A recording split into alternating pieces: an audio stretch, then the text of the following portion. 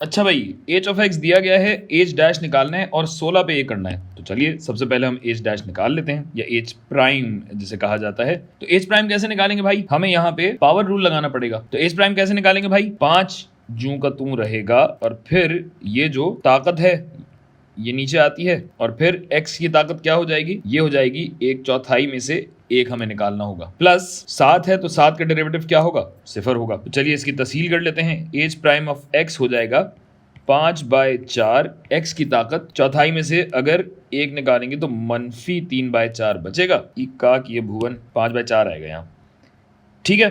तो H prime of 16 अगर निकालना है तो क्या होगा, 5/4 जरब 16 की ताकत -3/4, जिसको आप यूं भी लिख सकते हैं 1/x की ताकत 3/4, ये हो जाएगा ना।